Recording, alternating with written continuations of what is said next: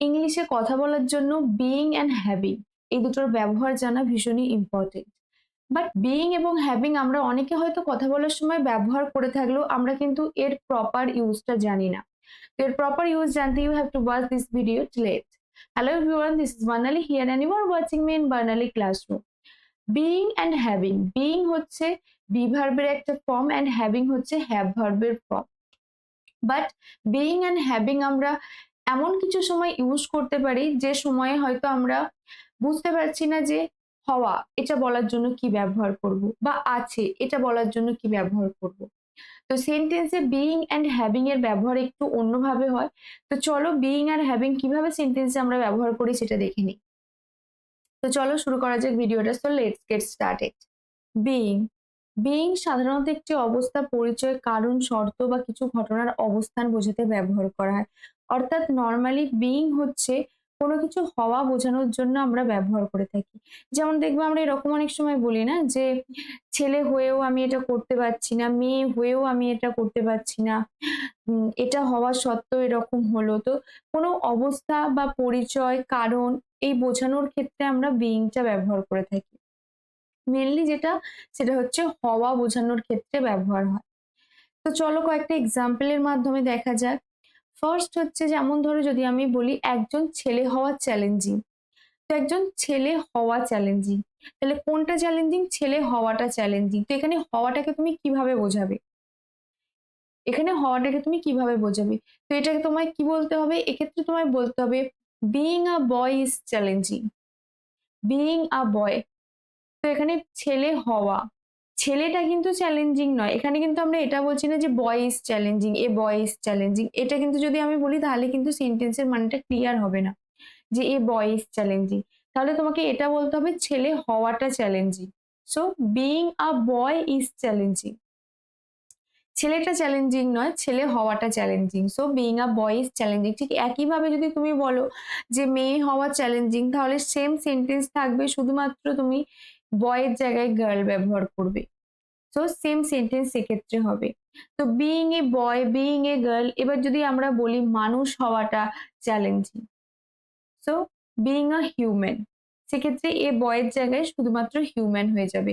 তো তুমি ফার্স্টে যখন কোনো কিছু হওয়ার থাকবে, যেমন ছেলে হওয়া, মেয়ে হওয়া, সেই ক্ষেত্রে যদি মানুষ হওয়া থাকে তাহলে সেই সেন্টেন্স গুলো শুরু হবে বিইং দিয়ে।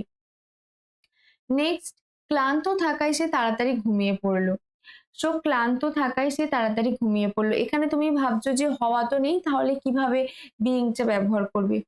ক্লান্ত থাকায় সে তাড়াতাড়ি ঘুমিয়ে পড়লো, এটার মানে হচ্ছে ক্লান্ত হওয়ার কারণে সে তাড়াতাড়ি ঘুমিয়ে পড়লো। এখানে ক্লান্ত থাকার জায়গায় যদি আমি বলতাম ক্লান্ত হওয়ায়, তাহলে কিন্তু দুটো সেন্টেন্সের মানের কিন্তু কোনো তফাৎ নেই। সো ক্লান্ত হওয়ায় সে তাড়াতাড়ি ঘুমিয়ে পড়লো। বিইং টায়ার্ড হি quickly fail asleep. Fail asleep মানে হচ্ছে ঘুমিয়ে পড়া। নর্মালি আমরা জানি ফেল, ফেল হচ্ছে পড়েছিল। তো এখানে ঘুমিয়ে পড়েছিল, সেই ক্ষেত্রেও কিন্তু ফেলই ব্যবহার হবে।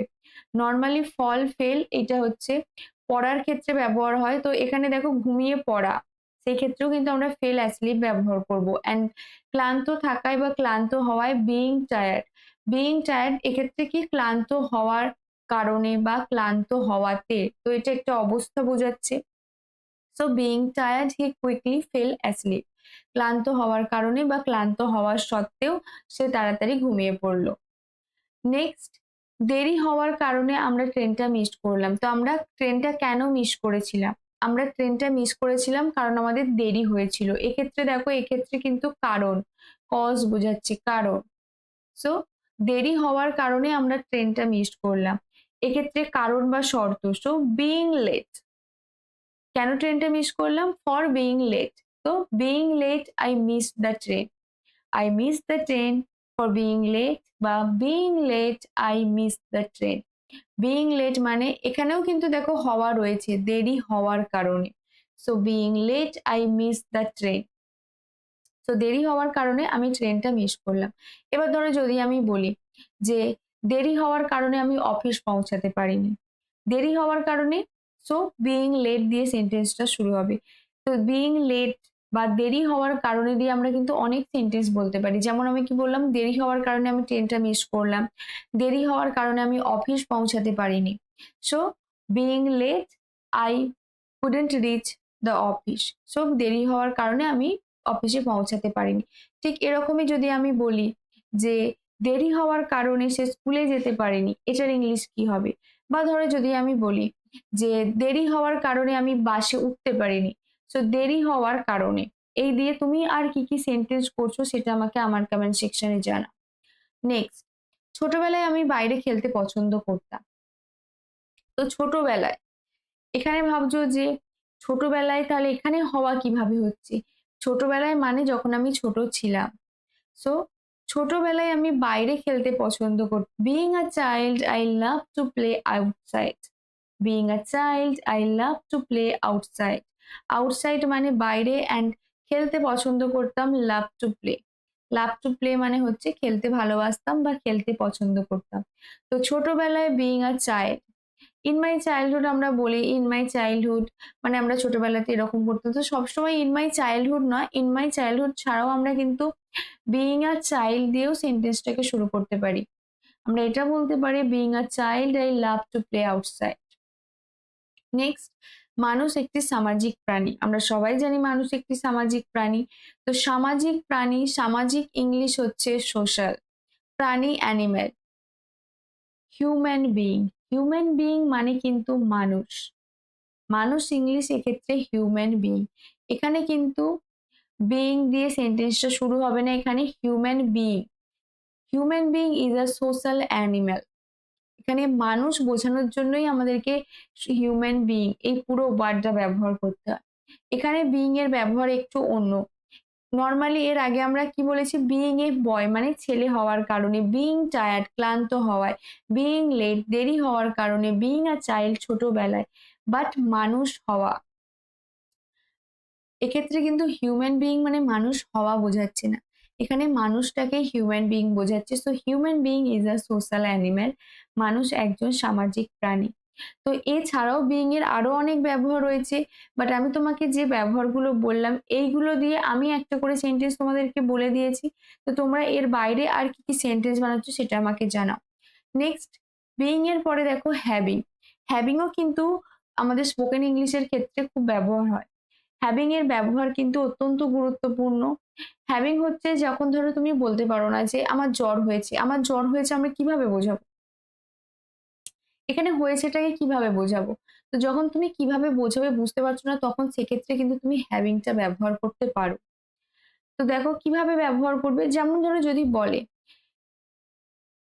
হ্যাভিং কিভাবে ব্যবহার হয়? হ্যাভিং নর্মালি সাধারণত অধিকার, অভিজ্ঞতা বা মালিকানা বোঝাতে ব্যবহার হয়। মানে তোমার কোনো কিছুর ওপরে অধিকার রয়েছে, বা তোমার কোনো কিছুর ব্যাপারে জ্ঞান রয়েছে, অভিজ্ঞতা রয়েছে, বা তোমার কোনো কিছুর মালিকানা রয়েছে, সেক্ষেত্রে আমরা হ্যাভিং ব্যবহার করি। নর্মালি হ্যাভ মানে আমরা সবাই জানি আছে, এবং হ্যাভ থেকেই হ্যাভিং এই ওয়ার্ডটা এসেছে। নেক্সট, গাড়ি থাকলে বেড়ানো সহজ হয়। গাড়ি থাকলে, তার মানে এখানে যদি তোমার কাছে গাড়ি থাকে মানে তুমি যদি গাড়ির মালিক হও, এখানে তোমার কিন্তু অধিকার বোঝাচ্ছে গাড়ি থাকা। সো গাড়ি থাকলে বেড়ানো সহজ হয়। Having a car makes travelling easier, মানে গাড়ি থাকা তোমার যাত্রাটাকে আরো অনেক বেশি স্মুথ করে দেয়, অনেক বেশি সহজ করে দেয়, অনেক বেশি ইজি করে দেয়। So having a car makes travelling easier. Travelling মানে হচ্ছে বেড়ানো বা যাত্রা। সো হ্যাভিং এ কার, এখানে having a car, having a কার মানে কিন্তু তোমাকে তোমার কারের অধিকারের কথা বোঝানো হচ্ছে। So having a car makes travelling easier. Next, আমি অফিসে খুব ভালো সময় কাটাচ্ছি। আমি অফিসে খুব ভালো সময় কাটাচ্ছি, এখানে কিন্তু তোমার অভিজ্ঞতা বোঝানো হচ্ছে। ফার্স্ট এতে যেমন তোমার অধিকার বোঝাচ্ছে, সেরকম এখানে অভিজ্ঞতা বোঝানো হচ্ছে। আমি অফিসে খুব ভালো সময় কাটাচ্ছি, আমি কেমন সময় কাটাচ্ছি, তোমার অভিজ্ঞতা কেমন, তুমি কেমন এক্সপিরিয়েন্স সেখান থেকে পাচ্ছ। তো I am having a great time at office. I am having a great time at the office. Having মানে আমার অফিসে কিন্তু আমার খুব ভালো সময় আছে। তো এখানে হ্যাভিং হচ্ছে, হ্যাভিং মানে কিন্তু কাটাচ্ছি। I am having, I am having a great time at office মানে আমি অফিসে খুব ভালো সময় কাটাচ্ছি। এই সেন্টেন্সটা কিন্তু রয়েছে present continuous tense. I am and এখানে হ্যাভ হচ্ছে মেন ভার্ব, এবং হ্যাভের সঙ্গে ক্ষেত্রে আমরা আইএনজি যোগ করেছি। So I am having a great time at office. তো আমি অফিসে খুব ভালো সময় কাটাচ্ছি। এবার ধরো যদি আমি বলি যে আমি খুব ভালো আছি বা আমি খুব ভালো কাটাচ্ছি। So I am having a good time. I am having a good time. এটাও আমরা বলতে পারি। I am having a great time at office যেমন বলতে পারি, সেরকম আমি যদি বলি যে আমি বাড়িতে ভালো আছি। So I am having good at home. Next, সঠিক সরঞ্জাম থাকলে কাজটি সহজ হয়ে যায়। এখানে সরঞ্জাম থাকা মানে সরঞ্জামের অধিকার বা সরঞ্জামের মালিকানা বোঝাচ্ছে। সঠিক সরঞ্জাম থাকলে কাজটি সহজ হয়ে যায়। Having right tools makes the job easier. Having right tools makes the job easier. এই সেন্টেন্সটার প্রথমে যে সেন্টেন্সটা ছিল, এই দুটো সেন্টেন্সের মধ্যে কিন্তু দেখো অনেক মিল রয়েছে। তার মানে তুমি বুঝতে পারছো যে আমরা একইভাবে আরো কত সেন্টেন্স বানাতে পারি। ফার্স্ট এরটাও যেমন মালিকানা বোঝাচ্ছিল, having a car makes travelling easier, মানে তোমার গাড়ি থাকলে তুমি সহজে যাত্রা করতে পারবে। সেরকমই তোমার কাছে যদি সঠিক সরঞ্জাম থাকে তাহলে কিন্তু তোমার কাজ অনেক সহজ হয়ে যায়। So having the right tools makes the job easier. Next, আমরা আগামীকাল একটা সভা করছি। আমরা আগামীকাল একটা সভা করছি মানে একটা সভা হতে চলেছে।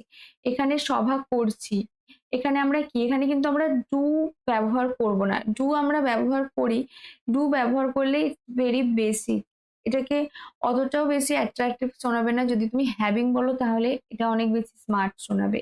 So we are having a meeting tomorrow, মানে আমাদের কাল একটা মিটিং রয়েছে, আমাদের কাল একটা সভা রয়েছে। So we are having a meeting tomorrow. We are having a meeting tomorrow মানে আমাদের আগামীকাল একটা সভা আছে বা সভা করছি। নেক্সট, যেমন আমরা দেখবে এরকম অনেক সময় বলি যে ধৈর্য থাকা খুব গুরুত্বপূর্ণ, মানে ধৈর্য থাকাটা ভীষণ ইম্পর্টেন্ট। হ্যাভিং পেশেন্স, এখানে ধৈর্য থাকা having patience. Having patience is important. এর আগে দেখো এখানে যে সেন্টেন্সটা আমি বলেছিলাম I am having a great time, সেক্ষেত্রে কিন্তু হ্যাভটা ভার্ব হিসাবে ব্যবহার হয়েছিল। তো এখানে কিন্তু হ্যাভিং পেশেন্স, এখানে কিন্তু ভার্ব হিসাবে ব্যবহার হচ্ছে না। হ্যাভিং পেশেন্স ইজ ইম্পর্টেন্ট মানে ধৈর্য থাকা ভীষণই গুরুত্বপূর্ণ। বা দেখবে আমরা এরকম অনেক সময় বলি thank you for having me, মানে আমাকে এখানে বলার জন্য, আমাকে এখানে আনার জন্য অনেক ধন্যবাদ। সেক্ষেত্রেও কিন্তু হ্যাভিং এর ব্যবহার অন্যভাবে হচ্ছে। সো হ্যাভিং অ্যান্ড বিইং ভীষণই ইম্পর্টেন্ট। স্পোকেনের ক্ষেত্রে ফার্স্টে হয়তো তোমার প্রবলেম হচ্ছে, বাট যখন তুমি এটা ব্যবহার করবে আস্তে আস্তে এটা তোমার কাছে অনেক বেশি পরিচিত হয়ে যাবে। So that's enough for today. আশা করি বিইং আর হ্যাভিং নিয়ে তোমাদের যে ডাউট ছিল সেটা ক্ল্যারিফাই হয়ে গেছে। এরপরেও যদি তোমাদের কোনো ডাউট থেকে থাকে, if do have any doubt you can ask me in my comment section. So if you like this video then smash the like button to get more videos. Follow me and do subscribe my channel.